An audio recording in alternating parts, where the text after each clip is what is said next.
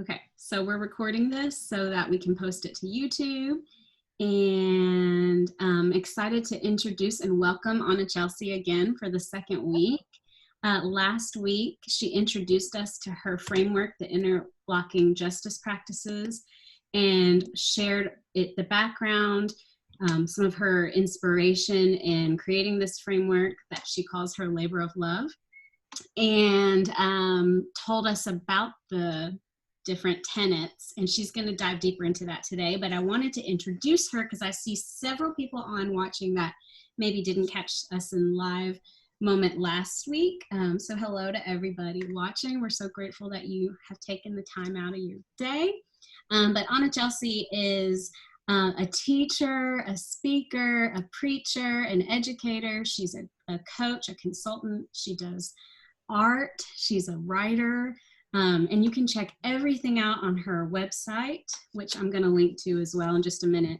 But she's the founder of En Conjunto, a collective of people of color working independently at the intersection of justice and spirituality. She's the co-creator of the Digital Dine-In Project, which is a virtual dining and learning experience, which is really incredible.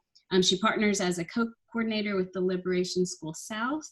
She serves on the board of the Festival Center in Washington, D.C. She's affiliated with the Mystic Soul Project on a number of projects. You can follow her on social media. I'll link to everything. You can support her on Patreon.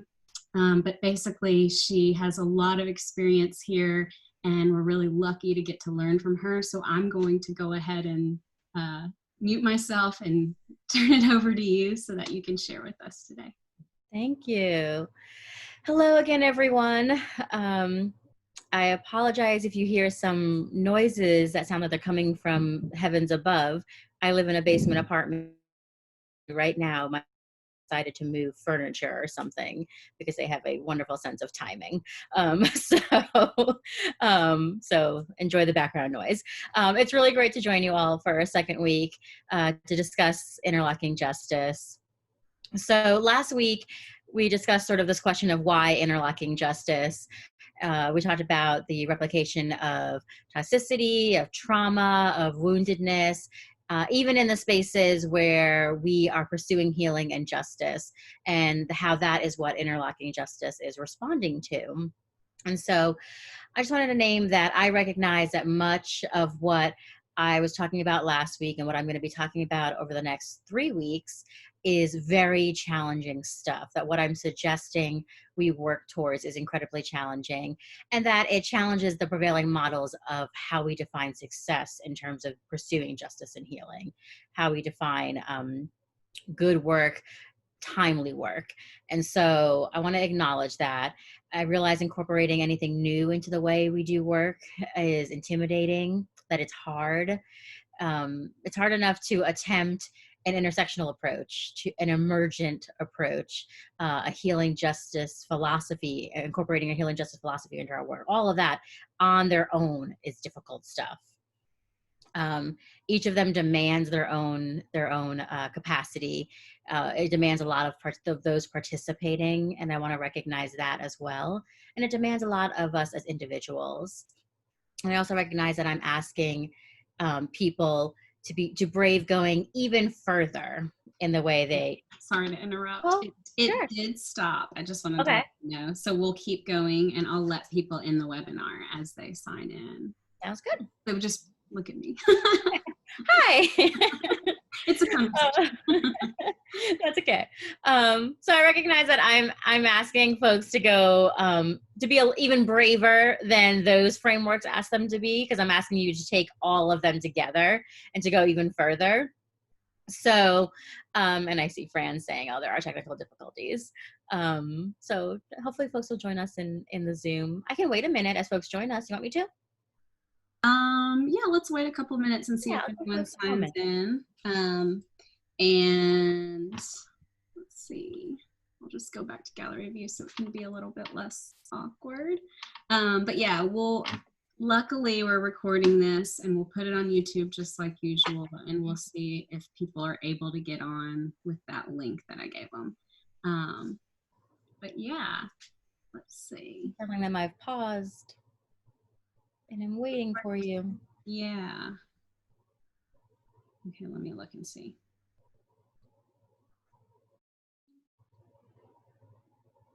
I don't know. Technology. I'm so bummed that happened because it happened to us on Thursday of last week. And it had never happened in 6 months of going live. That has never happened. There's Kiana. Hey, Kiana. I'm sure it's just overwhelmed. Yeah. School, like all the schools are Yeah. using Zoom. But it seems to be fine if you just go straight on your phone and not through Zoom. So I think it is Zoom and it's not Facebook. Yeah. But anyway, thanks for jumping on, Kiana. And I don't know, I kind of feel like maybe we should just keep going Okay. and people might hop on, and if not, they'll watch it again later. But I'm so sorry that happened. Oh, it's okay. I'm adding the Zoom link right now to my Okay, Facebook good. so that people have it. There we go. I'll do the same thing because I also shared. See? No worries. My doorbell. Oh, just everything. We're just gonna have everything happen all at once. Upstairs neighbors, Zoom, doorbells. All right, I'll go ahead and jump in. We got some folks with us. There we go. Where was I? Okay, so talking about incorporating a lot of different things. So as I was saying, well, if we have folks directly in the Zoom, is it okay to see them? Oops, I can't hear you. Well, let me allow, I don't know if they want to be on the video or not. If they want. You don't have to. I just love seeing people, and I thought if the opportunity is available, I'd love to see you. No pressure. Well, I can promote them to a panelist, and then they can listen and talk. And then if they want to start the video, they can. Kiana, no judgments. No judgments. You don't have to. I just wanted to give the option so I can feel like I'm having a conversation with you. Yeah. Okay, we'll jump in. I know we're a little off schedule now. I apologize. No problem. Okay. I just always love a conversation over feeling like I'm talking at people. Yes, I totally get it. Okay, so as I was saying, I realized that all of these other things, healing justice, intersectionality, emergent strategy, all of them on their own require a lot of people, require incorporating a lot of new things. And interlocking justice, because it takes so much from all of those different practices, it requires asking people to go even further, be a little bit more brave. Because it's taking so much from modalities. And so I want to acknowledge that I'm asking individuals and communities to challenge themselves even more. The purpose, though, is we're developing a framework that acknowledges and honors the connection between all people, between all issues, and between all movements, which already is counter to a lot of the ways in which we do our work. We're so siloed. It's our movement, our issue, our topic. And interlocking justice kind of throws that idea out the window. You may focus on your thing, but you do it with this concept of being considerate of all the movements under this one greater movement of justice. And that's already a really challenging concept. And so, and you do that again, considering the personal, the professional, the political, all the parts of our identities and how they line up with one another. So the model that I'm proposing, it's slower moving, it requires more energy and patience, but I truly believe that in return, what you end up with is a movement that is more liberative, really than anything. I think we, or at least I say I don't want to be presumptuous, than I have maybe allowed myself to imagine up until this point, or that I've been able to imagine within the other modalities that have been offered to me. So, and I think this is a movement that is more accessible to those that are at the furthest corners, because it's one that is so deeply rooted that it has a chance of surviving us at our best and at our worst selves when we're amongst one another. I think it's important, interlocking justice is important because it so much of when we're doing this work, we're asking, how do we continue to do it when it feels so uphill? And I know that that is a question, particularly in this season, whether you want to name that season as 2020 or this current administration, this decade, whatever. We're using this language of this season. It feels so uphill. It feels like the returns are so small. It's so exhausting. We watch the people we're doing work alongside harm themselves, harm one another. And so you kind of ask ourselves, as people concerned with justice, as justice seekers, justice workers, peacemakers, whatever language you want to use, why bother when it's so uphill? And I think interlocking justice is supposed to be a response to that. It's supposed to assist in the process of building a model where our actions are guided by the knowledge that everything is interconnected, or interlocked, you might say. So what is the framework? We kind of answered that a little bit last week. We did a really quick overview of what the framework is. It's 5 practices. The thing that I want to share this week, we talked a little bit about the history. I said how much I love history, and I gave you a bit of a history lesson last week. Like I said, talked about the 5 practices. Really quickly last week, I used the term interlocking justice continuum, but I didn't get a chance to define it, and I want to define it for you this week. The interlocking justice continuum is a visual that I use that helps me conceptualize the framework. And I'm going to open up, since we're here together, the little whiteboard, and I'm going to put a visual of it in there. And it's not meant to be intimidating or feel like rigid or constraining. Aurelia mentioned last week that I'm an artist. And so I have the framework put into this continuum because I'm a visual person and I love color and imagery to help me better understand something. So I think I just, or maybe I didn't. So having this visual, it helps me, or not, maybe I can't. Oh, that'd be so sad. You know what? I bet I could just make you the host and then you could do it. Hold on. That would be wonderful.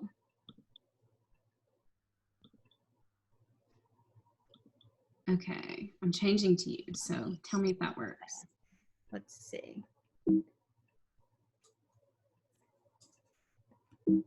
Nope, it doesn't want to let me. Okay, well, maybe I'll just describe it to you. That's so sad. So imagine the rings of the Olympics. That's how my husband said to describe it, if I couldn't show it to you. I love it. To imagine the Olympic rings, but there's 5 of them. Are there 5 in the actual Olympics? I do not watch the Olympics. I think so. Okay, so imagine the Olympic rings, but they each represent the practices. So they are the continuum, and the idea behind them is they're supposed to let you know 3 things about how you approach interlocking justice. One is that it is interconnected. So each of those rings, they intersect with one another. And what this implies is a symbiotic relationship. It means that they cannot be broken. They cannot be separated from one another.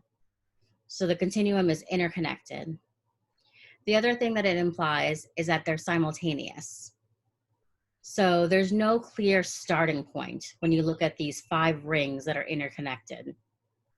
So depending on your context, depending on the resources, the capacity, your willingness or your desire, your current need, you could start at any place on that continuum. You could start with any practice, cultivating any skill. But once you start to integrate all of the practices, they should function in tandem with one another. They should be simultaneous. So interconnected and simultaneous. And then third, they're continuous. So a continuum implies constant motion. So once all of the parts of interlocking justice are incorporated, they become a process a group must continuously work on. We talked last week about why I chose specifically the word of practice as opposed to a goal or a step, because a practice is a thing that you cultivate constantly throughout your life. You're always working on. It's a posture that you take. So interconnected, simultaneous, and continuous. The continuum, the 5 rings all held together, representing the 5 practices, is just a visual reminder of how you approach interlocking justice. They should be interconnected, simultaneous, and continuous. Love There's that. no rule. Yes. Perfect. I'm gonna fill them in. That's perfect. It's a visual reminder that we exist within something greater than ourselves. We exist within this greater movement of justice, and it requires an interlocking approach to how we do this work. But that approach takes different shapes and forms for each of us. We come at it from different places, but no matter how we come at it, we eventually all end up in this cyclical motion together. So the 2 practices really quickly that I wanted to name this week to close out together with. Restorative practice. Last week I said it's about honoring the interlocking nature of all parts of ourselves. So that's body, mind, and soul. So restorative practice is reminding us that all of these parts, they work in tandem. So you can't neglect any part of yourself. When you do, some kind of fracturing is going to happen. And that takes a lot of different shape and form. Some kind of internal fracturing, whether that's in a weakened immune system, it might be depressive episodes, it might be disillusionment or loss of hope and joy in the work. And it often leads to external fracturing, which means replicating toxic patterns, inflicting trauma on yourself, on others, broken relationships. These are all results of not engaging in restorative practices on taking care of the body, the mind, and the soul.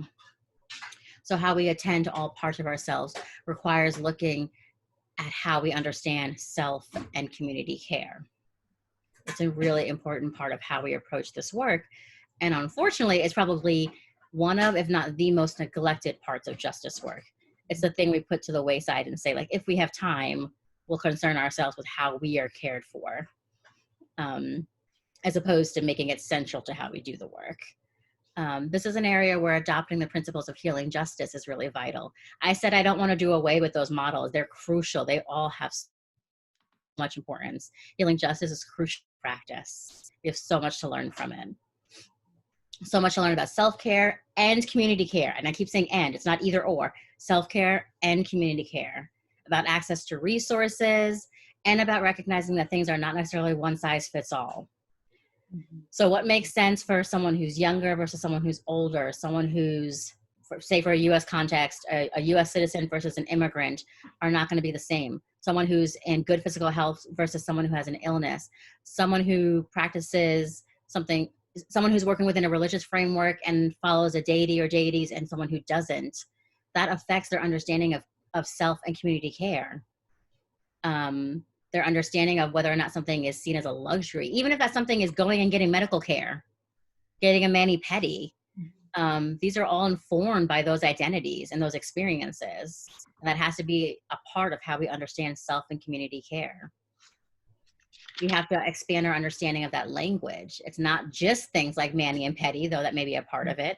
It's things like setting healthy boundaries. It's things like creating mutual aid networks in our communities. It's childcare and credit unions. It's proper providing proper services and care through our organizations and businesses. It's therapy. It's all these different things. It's self-care and community care. So restorative care is about personal wellness and balance. And it's also needs to not be divorced from community responsibility. And then finally, integrity practice. This is about the approach, again, the relationship between 2 individuals within a community, so person to person, and also about the relationship that you have as an individual between the parts of yourself in terms of who you are when you show up personally, professionally, and politically. So your level of integrity across these different areas of life. And I mentioned last week, this is where you start to ask the question, what does it look like for me to have an approach to justice where how I show up in the world personally and professionally mirrors how I show up politically? Are my relationships and actions revealing hypocrisy? And I really, really want to point out again that you cannot live without hypocrisy. We are humans. We are going to mess up. We're going to constantly be learning. We're going to go 1 step forward, 2 steps back. Like that's just normal and human. I'm not challenging people to live without hypocrisy. It's impossible. But I am asking us to be constantly working on this and asking us this question You might want to be anti-racist and struggle to challenge grandpa at Christmas dinner. You might want to advocate for a living wage and need to shop at Walmart because you have a 6-person family that you are struggling to feed. You might be like me and really, really deeply believe in wanting to address climate change and also really, really not want to walk 6 blocks and instead opt for the lift. Like, these are realities that you're working on because we're growing as individuals, but you still want to be asking ourselves questions like, are things working towards lining up? Am I being a good steward of the planet? Am I caring for my coworkers, my employees, my peers in the movement? If I say I believe in an interlocking justice approach to things and I believe in sharing platforms, am I really doing that across not just my professional life, but my personal life, my political life? Like, what does that look like? I wanted to give an example, and one really recently that you probably heard about was Jessica Krug. This is a really extreme example of someone's who they show up politically and professionally not lining up with personally who they are. She is someone who said, Black and brown lives matter. I should say Black lives matter and brown lives deserve justice because I don't want to appropriate that line. But she's someone who's advocating for justice for Black and brown people and then appropriated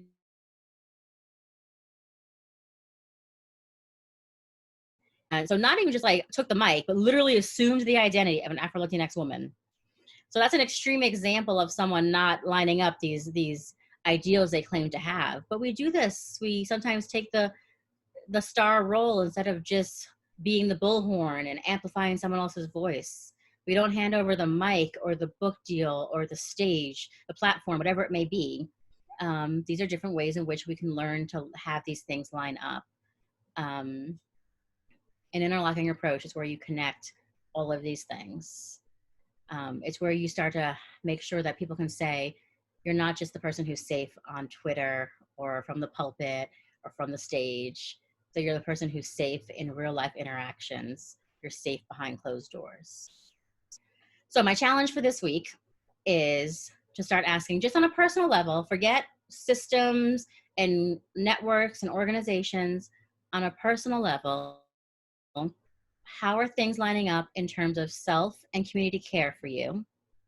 And how are things lining up in terms of how you show up personally, politically, and professionally? So when it comes to the restorative practice and integrity practice, where are you currently? And where are ways in which you can begin moving forward in this and taking a healthier posture? That's it for this week.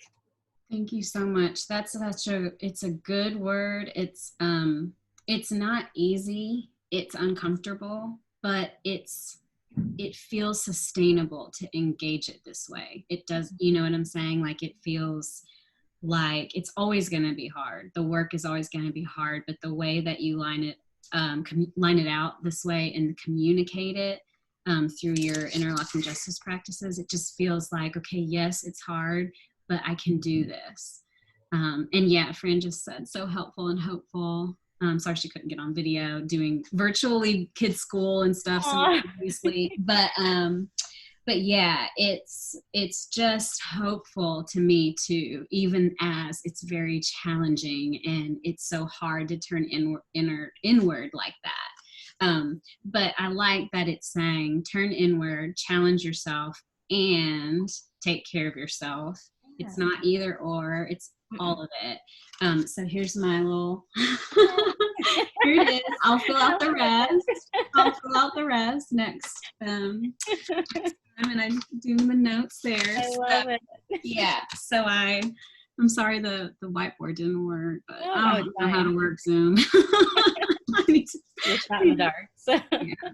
But yeah, thank you so much. I'm looking forward to the talk next week. Yeah.